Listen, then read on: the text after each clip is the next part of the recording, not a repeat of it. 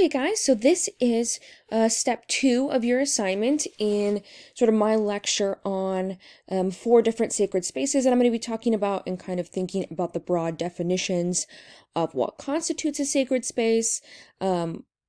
Make sure to read Richard Bosco's article before this because it'll probably give you a better handle on how I'm defining sacred space and how sort of scholarship does as well, and then how I'm looking at how these are sacred spaces specifically, which will help with your assignment as well.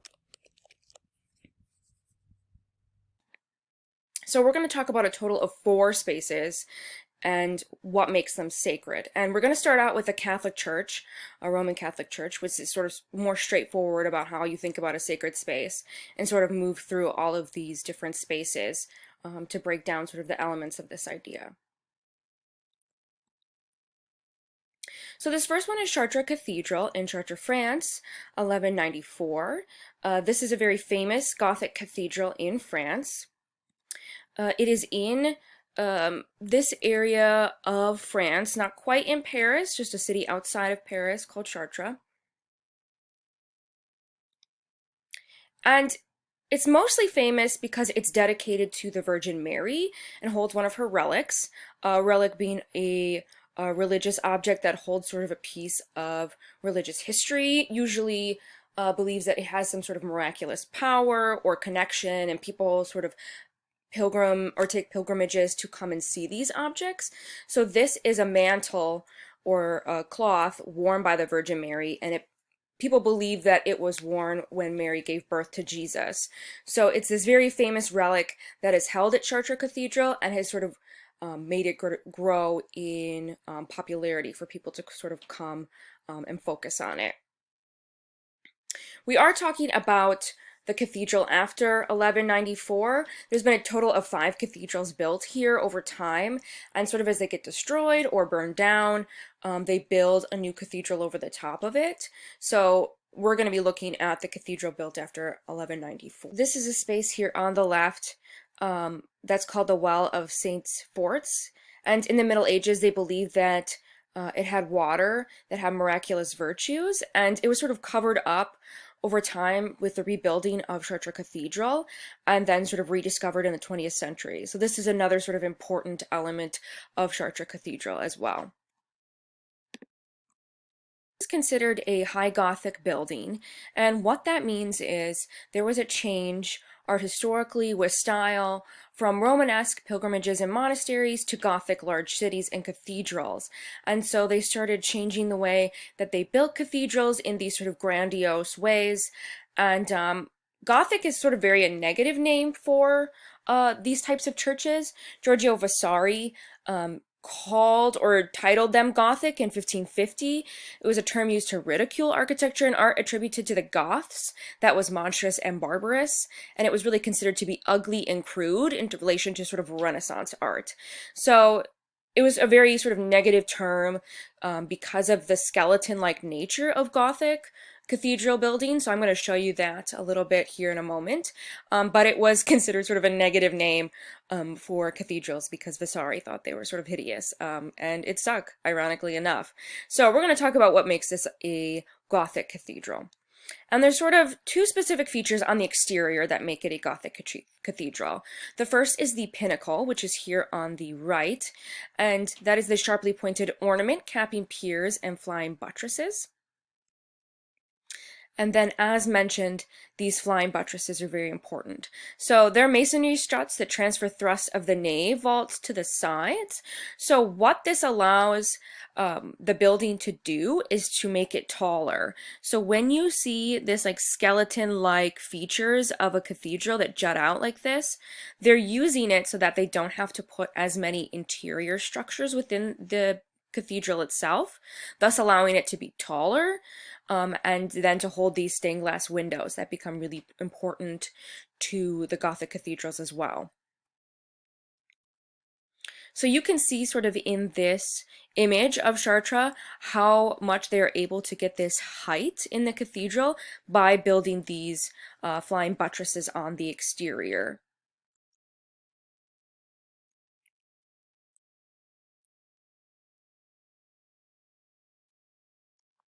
So on the interior, you also have other characteristics that make it part of a Gothic cathedral.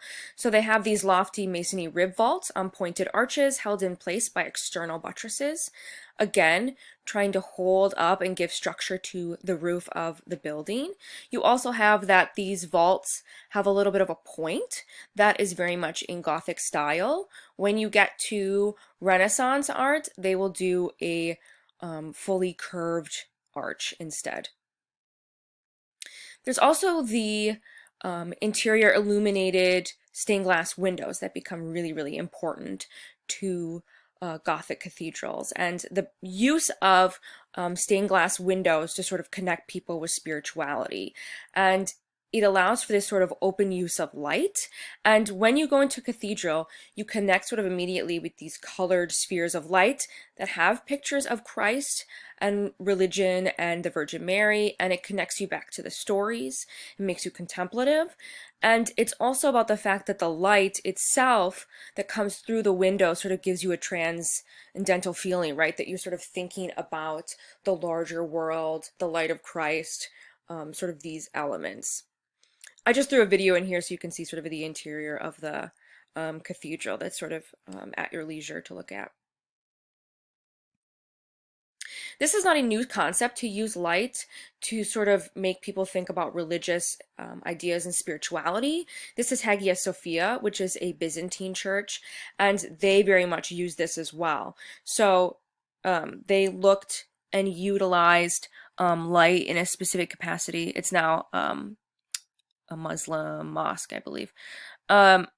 But the use of these windows helped to sort of get this sense of light that would move through the windows during different times of the day that would connect people with spirituality and light. You can imagine sort of sitting and thinking about religion and the afterlife and having this sort of beam of light come down on you, right?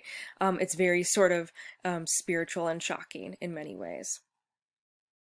You can even think about St. Mark's Basilica in Venice that is covered in this gold mosaic, and how the light, when it hits it, creates this sort of ethereal feeling of connecting with Christ as well. Like I said, stained glass windows are very important to Gothic cathedrals and connecting ideas of light and color. And they sort of transmit the light of the true sun, right, which is God in Christ. It differs very much from mural paintings and mosaics and other elements of art because of the way that light is you're able to transmit light through the entire cathedral. These have different scenes of the Virgin Mary and of Old Testament kings like Solomon and David.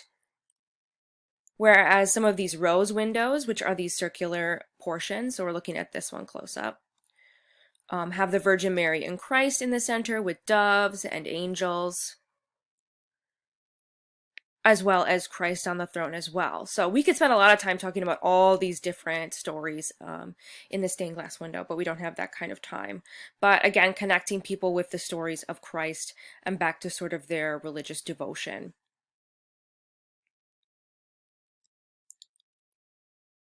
Here's the Virgin Mary again with Christ on her lap. This is a very famous window in church or cathedral.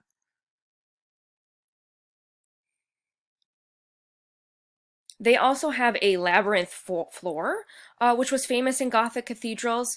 A lot of them have been removed and sort of destroyed, but originally they would have been paths for people who were pilgriming there to come and see this relic, and then you would walk through this sort of maze-like structure in which you would think and contemplate, again, religious devotion. And it has only sort of one specific path that you can travel throughout the whole thing to get to the center of the maze. So you can sort of see that here embedded on the floor and this sort of pattern here as well. So people thinking about the path towards salvation and devotion as well. There's a lot of exterior art on the cathedral as well. We're just going to talk about the royal portal, which is on the west facade of the cathedral. It's one of the sort of original living pieces that still survives. So on the left here, right here, We have Christ, who is flanked by two angels, as well as a group of angels that are being summoned and yelling down to the bottom. This likely has to do somewhat either with the ascension of Christ or the second coming. This one in the center of the cathedral, this center portal, has Christ in the center, and he is surrounded by a mandorla, which is Italian for almond, and it's featured in religious art like this here, this manuscript page, in which there's a circle of light surrounding a holy figure. So you can see sort of this almond shape that kind of opens up like a halo or an eye. You can think about sort of the different symbolism of this shape, and he's sitting here on this throne. And then he's also flanked by these four figures. And each one of these figures are part of a tetramorph, which is symbolic of each individual apostle. And it's popular in religious art as well. So you'll see the Apostle Matthew is always represented as a man or a more like angelic figure here. John is an eagle, ox for Luke, and then lion for Mark.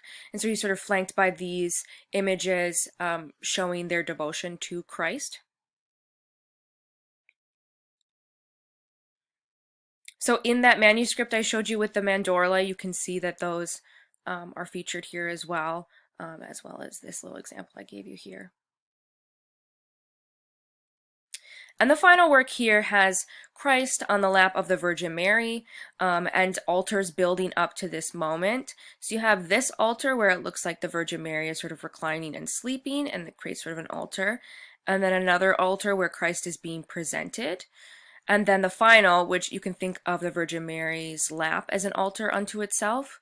So all of these ideas sort of come up to thinking about when you are entering in the church and when you're coming in to sort of contemplate your devotion, or even as you're walking by, these images are supposed to bring you into the church and connect you with your devotion.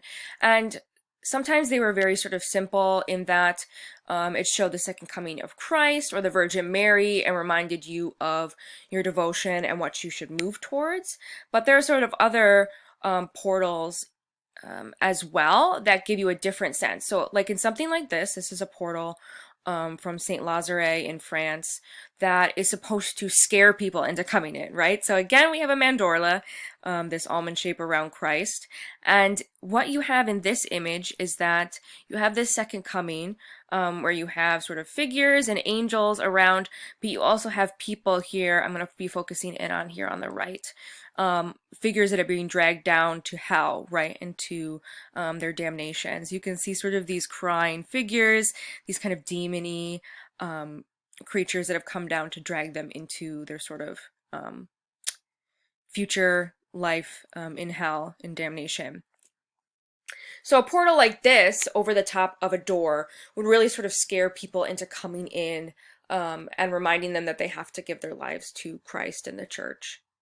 So very interesting. You can think about the ways that Catholic religious authorities and such and artists had sort of a participation in these ideas, right?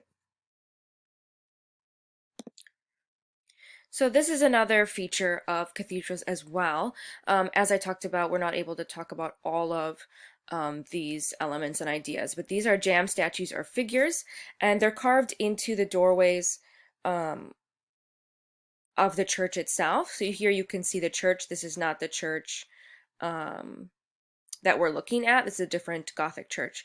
But you can see the jam figures along the edge here. Figures are meant to represent Old Testament kings and queens that were sort of figuratively and literally ancestors of Christ. So they're sort of featured on the exterior.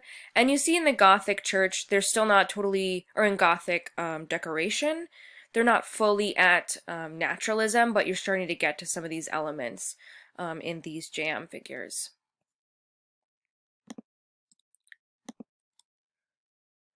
What I also like about the cathedral is that they've done these sort of night shows on Chartres as well. So you can get how the connection to light comes out into these sort of contemporary ideas, kind of projections that kind of feel like Disneyland, right? Or Disney World, and which they're projecting them onto the church and then sort of coloring these jam figures and such.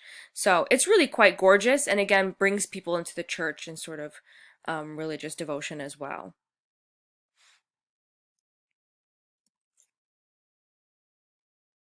The next work that we're going to look at is the Taj Mahal, which is in Agra, India, and it was built during the Mughal period as a mausoleum. It is sort of in this area of India, close to New Delhi. And it was during the Mughal period, so built by a Mughal ruler, Shah Jahan, as a mausoleum. And the Mughal Empire ruled India for quite some time and sort of united India in a lot of ways. And what we'll see is that they're kicked out by the British who colonized India later. So this is sort of the period that we're in looking at the building of the Taj Mahal itself. So it was built by Shah Jahan, who is here on the right, and his favorite wife, Mutsa-e Mahal, died in childbirth, and so he built this mausoleum in her honor, which is quite special and interesting. So it became this mausoleum to her life and her love and his sort of love and loss of her as an individual. Quite romantic.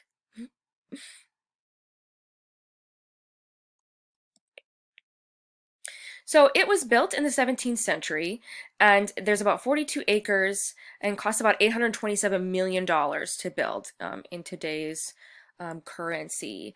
And there are some sort of ideas and stories about oppression, if you've heard of them before. According to folklore, Shah Jahan cut off the hands of the artists so they could never work again, and said that the builders could no longer work and he would take care of them for the rest of their lives. And so there's a lot of ideas about oppression that come behind this building, but historians have never been able to find any sort of truth in them. But this is sort of a popular story that he didn't want anyone to ever repeat sort of the glory and style of this work, and so he supposedly cut off their hands. Now, the exterior of this building is sort of as special and intricate as the interior. So it has this great, it's built out of this white marble. And in this time, he built this pool as well as placed the trees along the side. And the trees that were there, the fruit and cypresses, were symbols of life and death and lined the walkway here that you can see. And the shimmering pools are meant to evoke the vision of paradise as described in the Quran itself. And you can see this pool that leads up to the Taj Mahal.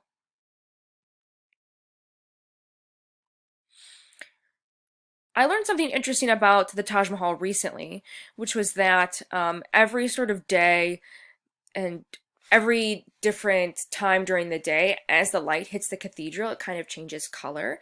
And it's hard to see it in photographs because I don't know how much manipulation has gone into any of these. But the idea is that the sun sort of transforms this building in a lot of ways because it's white and has this white reflective marble. So during the day, it looks quite white, but in the morning, it has sort of this pale pinkish color. At night, it can look quite orange in the sunset. And then even at night, it's quite blue and can change sort of on the lighting of the moon. So there are different like tours that you can take, right? You can pay more money to go at night during specific time periods. So it's kind of interesting that people in India has sort of utilized this material as a way to sort of get tourists to come and look at the Taj Mahal. There are a lot of different exterior features that we haven't really talked about in this class. We do have an onion dome here. You can see the shape of this sort of onion-like structure. We have a finial, which is this ornament at the top of the dome. We have the minarets, which are these columns, and they're both placed slightly away from the building. They're angling out to make them look straight, again connecting with that idea when we looked at the Parthenon, in that using this sort of bend to create optical perfection. And then at the front gate, you can see here this really intense use of marble and different gems that were used in all of these different inlays. Each one of these is little pieces of stone inlaid in with the marble. And then they also have pieces of the Quran written here as well in Arabic. You can see that they use this design. And what you'll notice about the Taj Mahal versus Chartres Cathedral is that very much so you have, this is an Islamic building, that you have them not using figurative images, right? No images of Allah, no images of Muhammad. That's not popular in Muslim culture, and they believe sort of, there are a lot of different takes on it, but fundamentalists believe that you can't represent God in sort of physical form. And so they use the Quran often, so direct language as a type of design, as well as these kind of inlays and floral designs as well. So on this great gate where you enter in, it reads, O soul, thou art at rest, return to the Lord at peace with him, and he at peace with you. There's also this feature of the Pietra Dura, which is right here, and this is where you have these floral arabesque inlaid with semi-precious stones. And you can just sort of imagine the work and detail and effort that went into creating this building. We can't even talk about all of the exterior or interior decoration that was used in the Taj Mahal, because it's so intense and powerful that you have even these sort of tiny little flowers in marble. It's just amazing. So we're going to be focusing mostly on this central chamber, which is where Shah Jahan's wife is buried. And around this is also 8 rooms, which are supposed to symbolize, let's see, the 8 paradises of the Quran that are mentioned in the Quran. And then there's 2 full stories, so 16 of these chambers total. But these are supposed to represent that at the bottom here around the central chamber where Shah Jahan's wife is buried. So this center chamber is very well decorated and looks very similar to the exterior, with the use of finial designs and this use of semi-precious stones. Now, while their bodies are actually in a crypt underneath here, these are the cenotaphs, or these sort of monuments to where their bodies would have laid in the building itself. Originally, this area was quite symmetrical, and he did it very purposely to make it very symmetrical, in that Mutsa's grave was in the center here, and it was perfectly symmetrical around here, but he ended up burying himself there as well. So there is the idea that he didn't actually mean or hadn't intended for himself to be buried in the Taj Mahal when it was originally built, but then he did bury himself with his favorite wife here. So this is his grave off to the left. And again, some of these interior decorations, here you can see the symmetry, as well as this, right? You can see that his little cenotaph doesn't really fit here. But again, you have this octagon shape holding these tombs in the center here, and just gorgeous inlays again, and the use of semi-precious stones all around the interior and exterior of this building.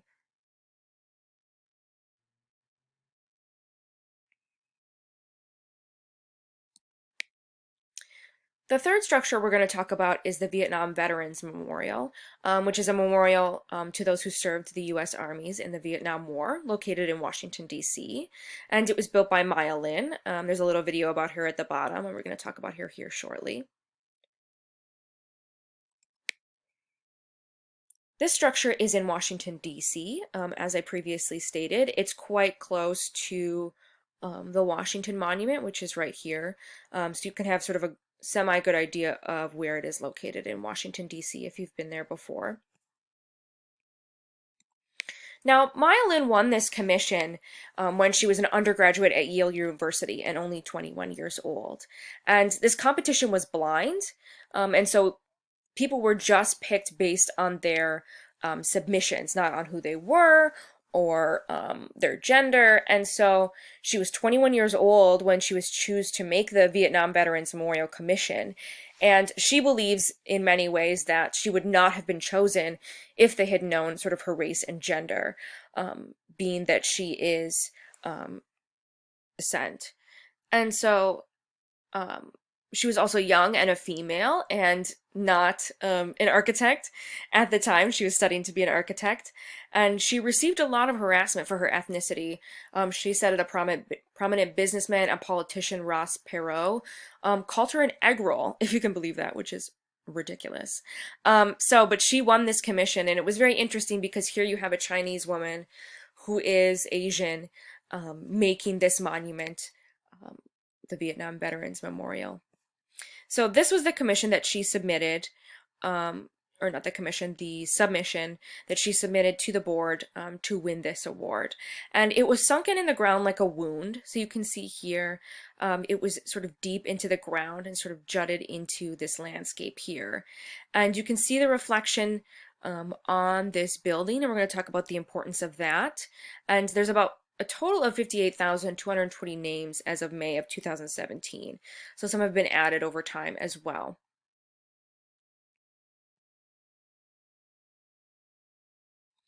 And you can see sort of this wound here in the landscape. So it's kind of subtle in the way that it looks like just a pathway, but at the same time, it very much represents sort of the wound of the Vietnam War on the American people at the time as well. And on the facade here, you have the listing of individuals' names that died during the Vietnam War in Optima typeface. There have been some errors that have been fixed over time and people added as well. What's interesting about this structure is sort of the intricacy of these little shapes, which is that if they have been declared dead and sort of their bodies have been found and brought back to the United States or whatever the case may be, they have a diamond, versus if you look a little closer, ones that their status is unknown but presumed dead, they have a cross. And then if more information comes up about their lives or their bodies or whatever the case may be, a diamond will be superimposed over the cross. So it gives people a sense of what they're looking at when they look at these little shapes in between. And that's quite a stockpile of information to use in such sort of a simple symbol as well. The powerfulness of this building also is that with them being engraved in this memorial, people can come in and take a piece of paper and a wax crayon or graphite and rub on the name of their family member or individual that they're connected with. So it becomes this sort of performative nature that you can have that sort of moment of connectiveness with your relative or ancestor. Additionally, there is a space to leave objects as memorial, similarly to like graves or tombs where people are allowed to bring gifts and objects as well. What I also really like about this building is the reflective nature of the surface. People can feel connected sort of with the soldiers and individuals. Let's say that you served in the Vietnam War, but you aren't dead or you haven't died or whatever the case may be. You can see sort of this artistic rendering of someone feeling their connectiveness with soldiers of the past that they've lost, their friends, or even seeing yourself there, right, as a soldier, connecting with people who served in the past as well. So, and it has this sort of very powerful reflective nature then to connect with the nature around it as well. So it makes it very sort of powerful as well. And it's gorgeous at night, additionally. There are some additives to the memorial. I'm going to talk about 3 of them in total that have been sort of added as a connection to the Vietnam Veteran War Memorial.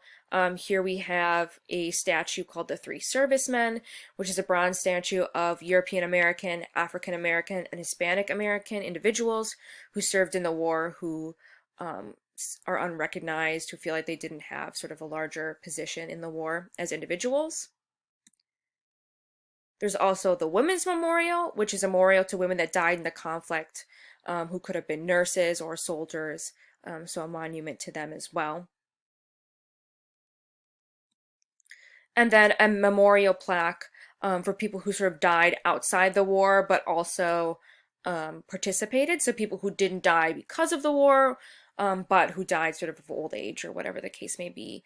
So in memory of the men and women who served in the Vietnam War and later died as a result of their service, we honor and remember their sacrifice. Now, when you think about sacred spaces, I always think sort of these are public spaces where people participate, and although this is a war memorial where people come to sort of contemplate loss and loved ones, like maybe you see these individuals here on the right, how much are people allowed to sort of bring their children? This feels disruptive. Is this sort of negative or positive with a sacred space? It sort of depends on your opinion and interpretation. That how are spaces like this supposed to be used for meditation, especially for kids who don't fully understand what's happening, maybe. I also want to bring up that there's also a war memorial in Vietnam. So you can think about the sort of opposite of the Vietnam War, and that the Americans were there fighting the Vietnams, and it wasn't the Vietnams, the Vietnamese people, and that the Vietnamese people may not feel connected with the Vietnam Veterans War Memorial because it's sort of the opposite idea, that they were attacked. So they have their own memorial as well. Of this event. The final work we're going to look at is Spiral Jetty. This is a piece of land art, and it is located in Utah. This is the location here in Utah on the Great Salt Lake. And it is the official state work of Utah, and a very important work for the state and for Robert Smithson, who is a famous land art artist. And land art was very much sort of a focus on the examination of land and nature and moving outside of the gallery and museum space to create works. You can think about it as destructive, ritualistic, conceptual, and ephemeral, so sometimes these works didn't last, and had to sort of climb and crawl to go to these spaces and see these images. There are a lot of different important land artists. We have Lee, who's doing Anna Mendieta for her work, Michael Heiser, Andy Goldsworthy, etc. So other artists that worked in sort of these ephemeral spheres. A lot of Goldsworthy's work doesn't exist at all, doesn't last very long. I've included a video here of Robert Smithson creating Spiral Jetty if you want to take a look. It was made out of mud, salt crystals, and basalt rocks, about 6,000 tons of that, and it is about 15 feet long and 15 feet wide. And it's very much sort of a reflection on the earth and focus on the creation of the earth. Smithson was inspired by this location and the salt crystals and the spirals he saw in nature and space, and thus created this work. And really felt sort of connected additionally. Here's him when it was being built. With the color of the water, it can get to this sort of blood red color or pinkish. That's connection with the primordial sea and with sort of salt, and thinking about sort of past connections with salt and age and water. So he felt sort of inspired by that as well. Which is insanely gorgeous. And this red hue is due to the bacteria and algae that thrive in the lake in the North Arm, so it sort of occurs sporadically over time during the year. And additionally, there is also salt buildup that happens on this structure on the rocks because of the saltiness of the lake itself. What's also really interesting about this structure, in that Robert Smithson very much connected with nature, used the materials of nature itself to create it, right? He built up the stones from this structure to create it. But of course, nature sort of does whatever it wants, right? Water raises and lowers over time. And so you have the Great Salt Lake sometimes filling up and concealing the jetty entirely, where at times of drought or kind of normal precipitation, it can stay atop the water. So you can see that when people go to visit it, sometimes it's quite submerged into the lake itself. So you can think about traveling out to this structure. I've heard it's quite a journey to travel out there. I had a friend who broke her leg on the way to Spiral Jetty, um, which is crazy, right? That she broke her leg. So it's kind of a trek. But you can imagine sort of trekking out to this space and thinking about nature and your connection with nature. And then this sort of specific site, kind of like that maze in the cathedral where you walk around it and contemplate spirituality and meditation, kind of this mythical, weird piece of history, right? So I really wanted to make sure that we're understanding and contemplating how we can think about these, each sort of specific space um, as sacred.